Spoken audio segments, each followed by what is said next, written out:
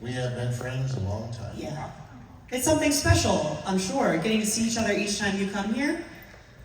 You know what? That's true. I really hadn't thought about that because we live quite a distance from each other in back in the city, and so we don't get to see each other very much. And recording sessions now, you do them by yourself. You do it by yourself, basically, right? Right. Oh, that's lovely. So it's kind of fun to get together and travel together and get to see Peter. Absolutely. Oh, I love it. I love it. So I'm going to ask them a few questions, but if folks feel like it, there's a mic down center here, and we'll get to those in a little bit. But my question is, you obviously have voiced such iconic characters. What has sort of their impact on your life been? Getting to be these characters for so long. Well, speaking from my end, I was in it from 1984 to 1986. Yeah. And then I got whacked. It's a polite way to say it. They put me to sleep, is what they did. Yeah. And I didn't come back until, I guess, Michael Bay's movie in 2007. Sure. If I have my numbers correct.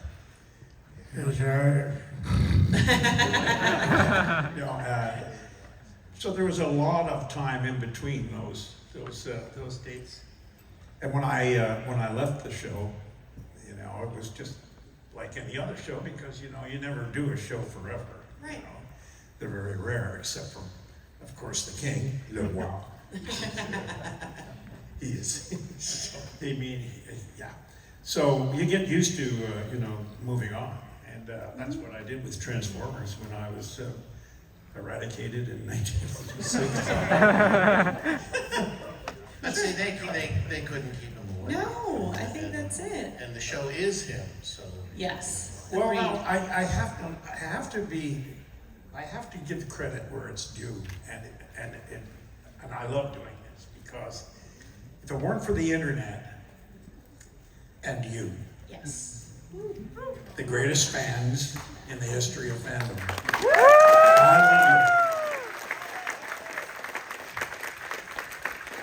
if it weren't for you, I would never have been back as Optimus Prime.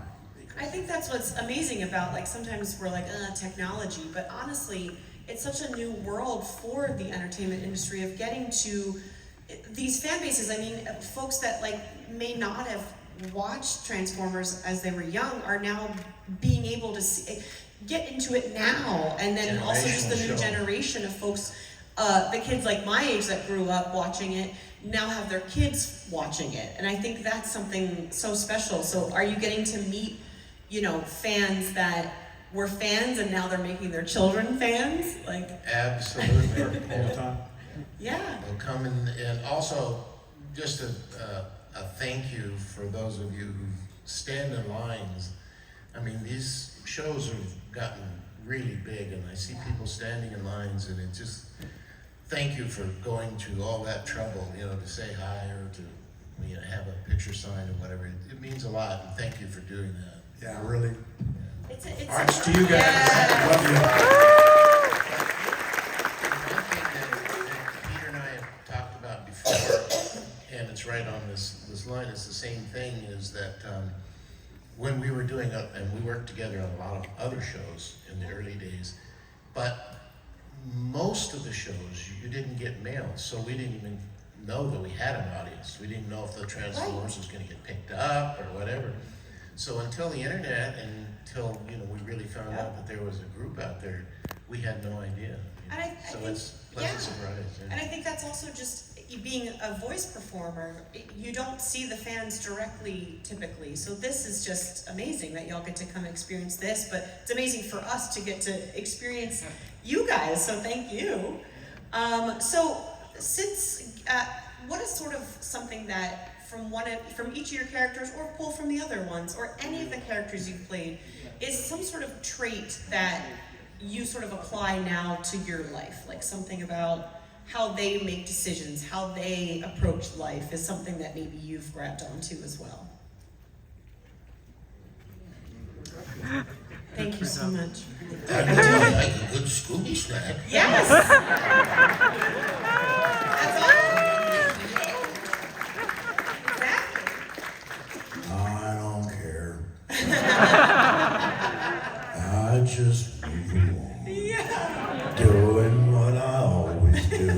Nothing.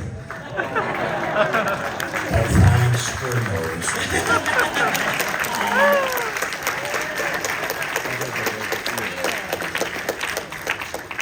So I think we can get out to some of our lovely fan questions. So just let us know. You can leave it on the stand. It's just easier. No worries, it's okay. I can hold it. You got it? Cool. All right. Hi, introduce yourself. Hi there, my name's Jay Francis, and I'm from here. I've seen you like 4 years ago. It was amazing. Plus, my older brother is like a huge fan of old Transformers from the 80s. He was like a huge fan. He has a lot of those collectibles like Starscream and Optimus Prime, all those Nice. things. Anyways, I just want to thank you guys for being here. Thank you. Anyways, what's your favorite part in acting from the past to the present, and why? Oh, nice. Thank you. Yeah, favorite part that you've gotten to play? Like, do you have a favorite? Is it hard to pick one? Yeah, I find that, usually, well, you have your favorites, your generic characters. Obviously, for me, Megatron, because it's a voice I created from scratch, and the directors and producers were too busy to tell me to do something else. So I got to do my own favorite character. But, I think it's like kids, you can't really pick your Yeah. best, they're all fun and they're all great for their own reasons. Absolutely. Yeah.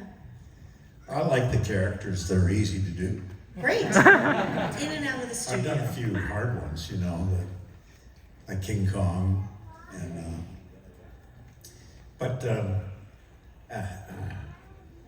Venger. Venger is the opposite of Optimus Prime. Totally. But I like the characters that were fun to do, and of course, working with Frank over all the years. Frank will do 5 or 6 voices per show. And we're supposed to do 3 voices. You get paid for 1. And then if you do 4, you have to get paid for 2. So Frank would do 8. Greedy. Quit showing off, Frank. Yeah, Come on. yeah, well, you hope that you hope that you could get to 4 so you get a double session. Yeah.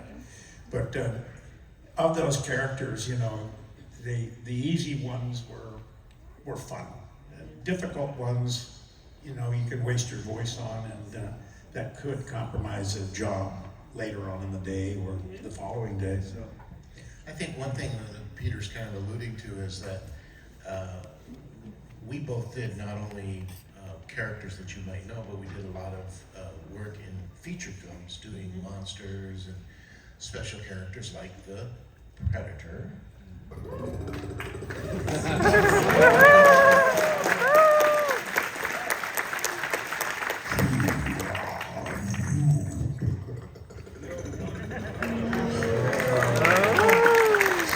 That happens to be one of my favorite characters, so it fits right in, you see. Yeah.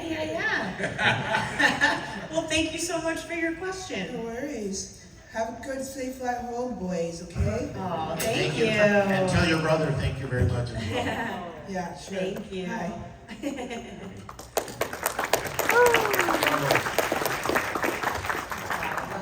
Thank you so much. Hi, welcome. Hi there. First off, kind of reiterate what she said. Thank you for years and years of entertainment, just bringing amazing characters to life.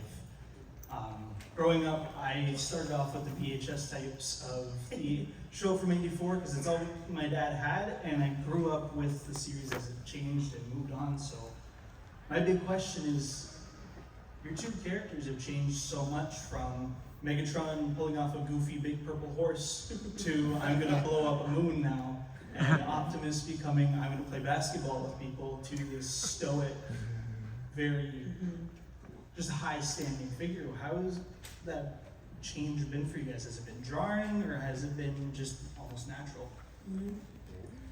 Yeah, the evolution of your characters.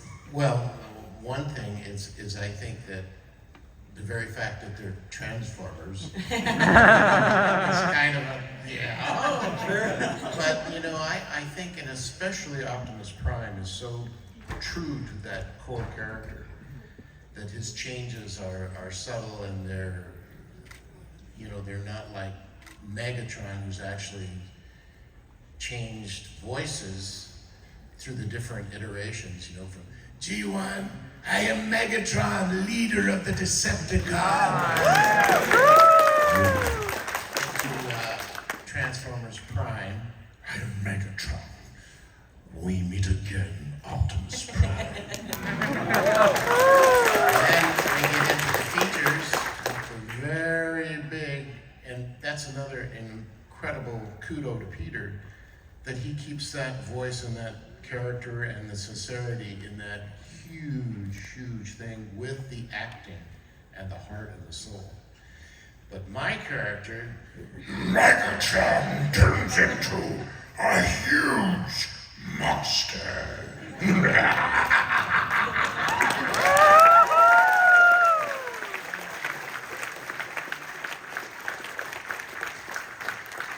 Thank you so much for your question. Thank you guys very much. Thank you. Hi, welcome. Good afternoon, guys. Brian from Montreal. Hi, Brian. My question for Frank and Peter is, I grew up with your voices as Scooby-Doo for Frank, Optimus Ear for Peter. What are some of your favorite voices besides of your character that people don't know about? Some characters maybe that people don't know about. Yeah. You can answer that question. He's played hundreds of characters. I'm just thinking of some of the oblong ones, maybe some commercials. I know I did Crackle. Snap, Crackle, and Pop. Crackle, part of this nutritious breakfast. I did Betty Crocker snacking cake. Yeah! That's amazing. Brian, thank you so much for your question. Also, is it possible you can hear Scooby-Doo talk to Optimus? Oh! Alphabet? I'd like some of those. Scooby, sit down. Thank you very much. Hi, welcome. Hi there, my name's Ryan. Just like everyone else, I wanted to say thank you guys so much for coming out. It means so much to all of us, and it's really great to have you here. My question is, I know you guys have traveled together a lot. Do you have any funny stories from traveling together over the years to these? Oh, funny stories of just your shenanigans, the two of you. Frank has the ability to do sounds of all kinds. He can do a sound in the studio.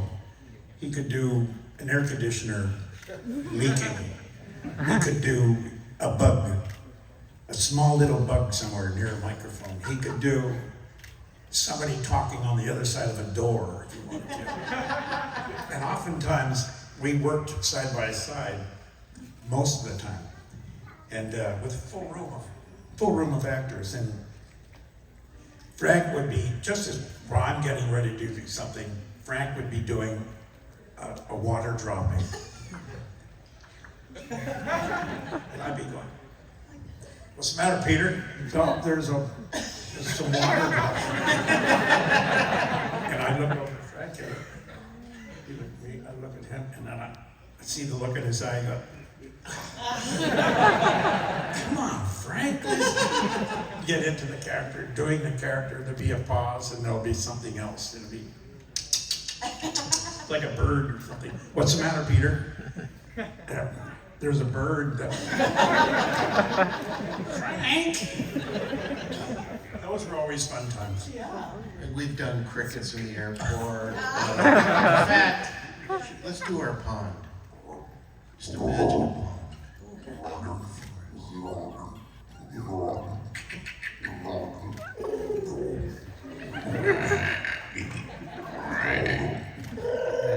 I keep myself.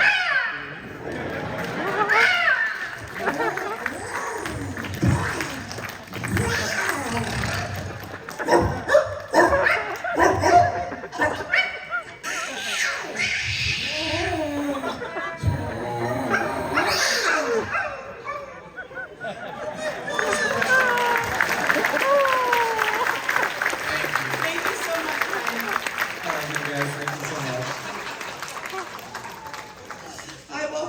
Hello, you two. Hello, you. Yeah, I've been at my first Fan Expo, meeting you guys and telling you how much one episode of which you two signed changed my whole life and how it affected everything. I have a couple questions for both of you. The first to you, Peter. Are you aware of a toy line called Bionicle? I am now. Because apparently you voiced some Toonami promotions for this. Allow me to play. Oh my goodness.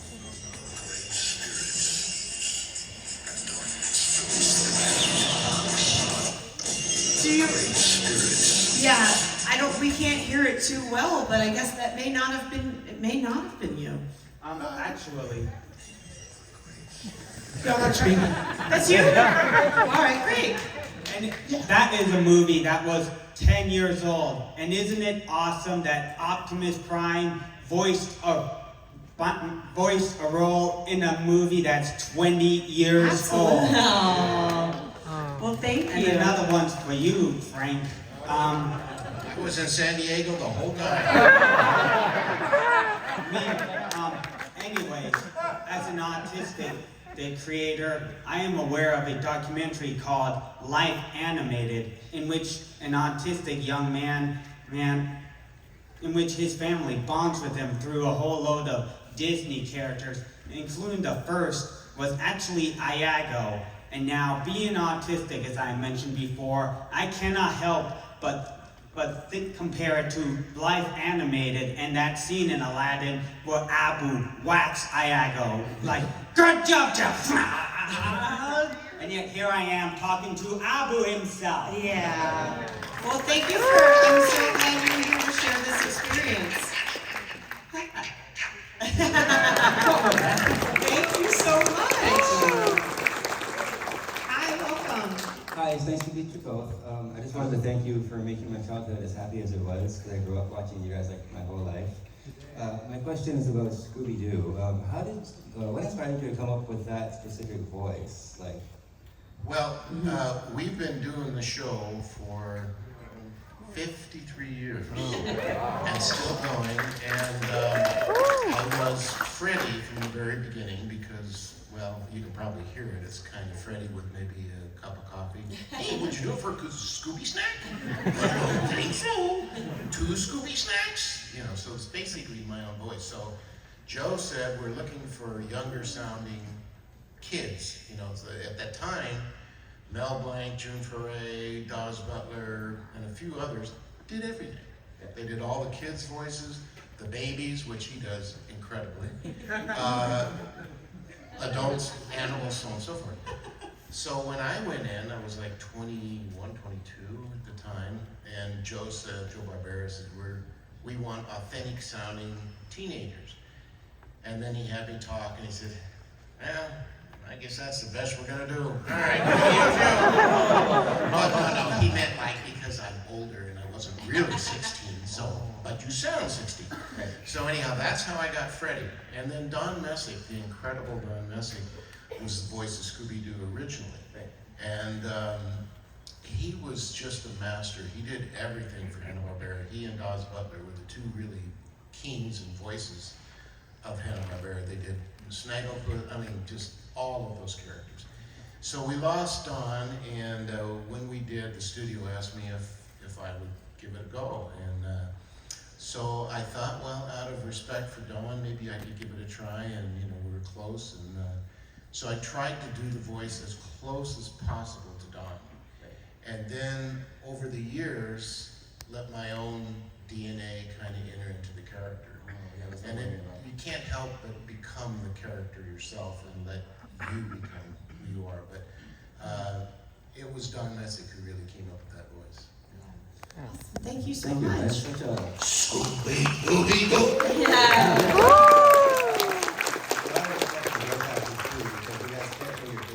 It's all right here, right? Yeah. So I think what you guys do is amazing, so thank you. Thank you.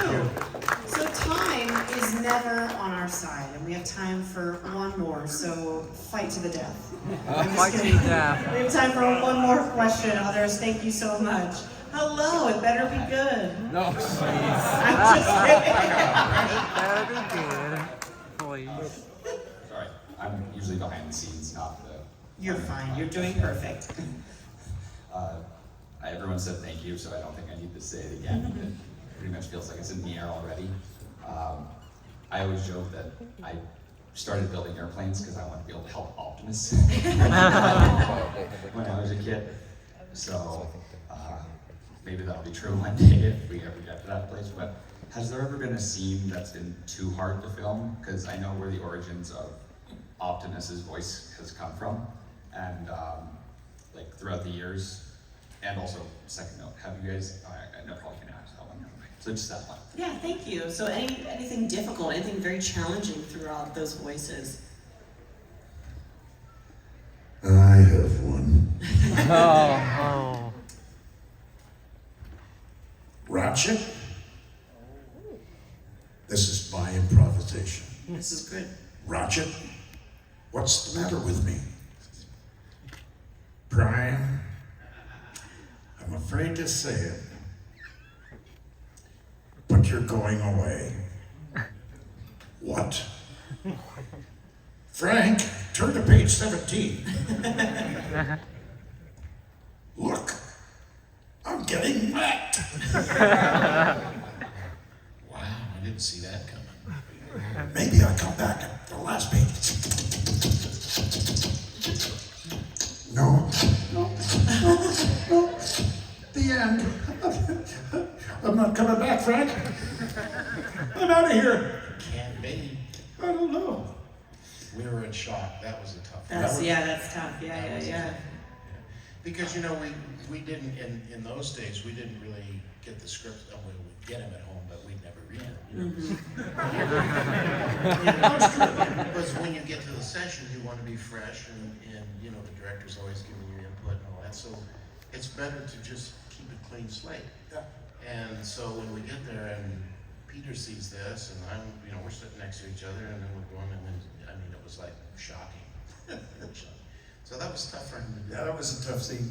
Yeah, and it was a dying scene too. You know, it's like my last words or whatever. You know. Speaking of scenes, Please, I'd love would it. you like to see us sing? Thank you for your question. Transformer? Yes. That was the best segue. I didn't even have to do it. You didn't need me. Alrighty. You know what? Okay. I found that being a transformer through time, they forgot my eyes.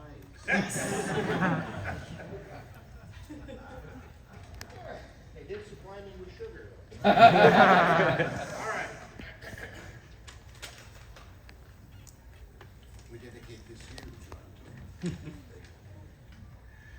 So here we stand, leaders of the Autobots and Decepticons. We alone control the future of this planet and the universe beyond. Optimus, we can share the power and the destiny of all that lies before us. Megatron, it is not power I seek. I wish only to protect this planet. I want no harm to come to these humans. You fool! Why throw away your life so recklessly?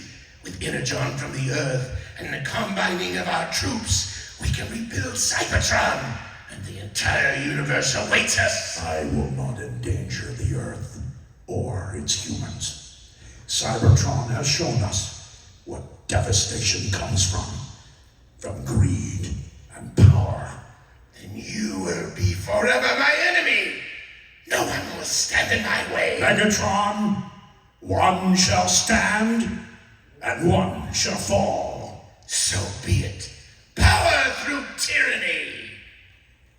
I will never give up hope that one day we will all stand as one, till all are one. Till then, Autobots,